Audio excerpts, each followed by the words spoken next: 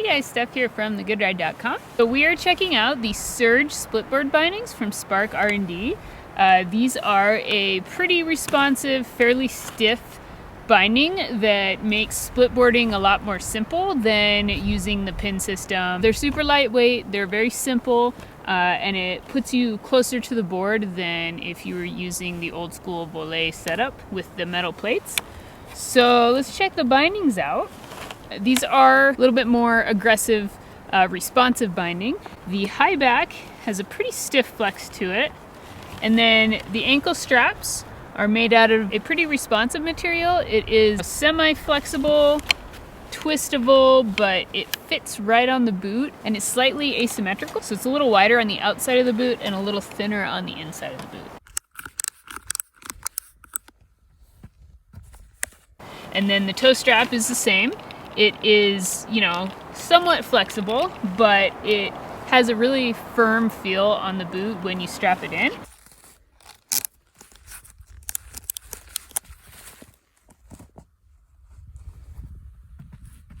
I didn't really expect it to mold to my boot the way it did because it's kind of like this hard, rigid plastic material, but it really fit nicely and I didn't get any play, but it did like suck down onto the boot, so there wasn't any spaces or anything.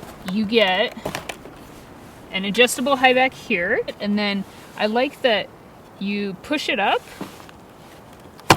and it kind of locks into place. So if you put it up, it's going to stay up. It's not going to be flopping around on you as you're putting your bindings on.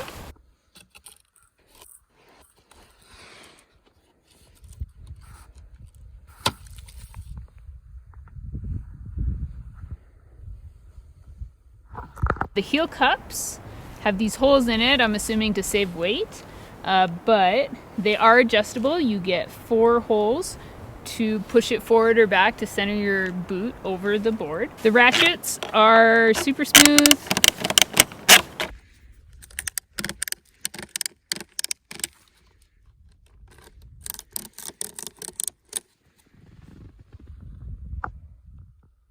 So to take it off the board, you just lift up on this lever and you slide it off.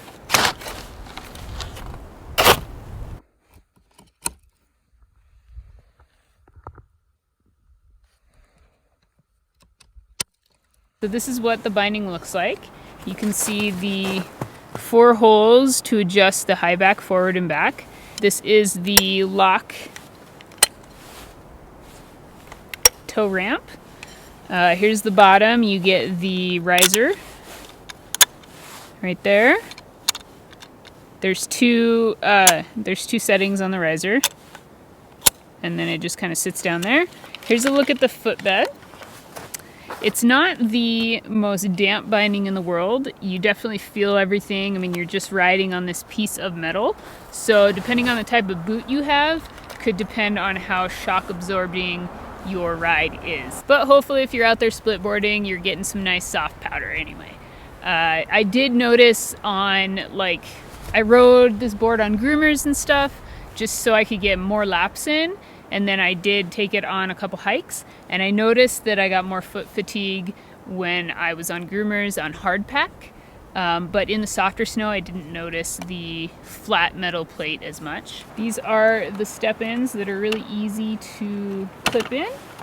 Again, you get the riser.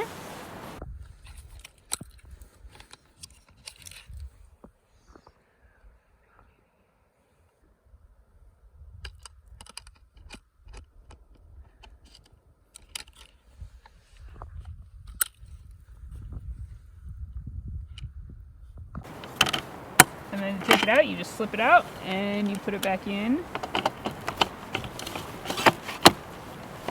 And you're ready to ride. So these bindings definitely made splitboarding a lot more simple, a lot faster when you're switching in and out from ski mode to ride mode. They are very lightweight and super responsive. So if you're looking to save weight and simplify your time in the backcountry and kind of save time switching in and out, and you're looking for a very responsive binding that it kind of doesn't have any frills or extra bells and whistles, it has exactly what you need and nothing you don't to keep the weight down, maybe check out the Surge from Spark R&D.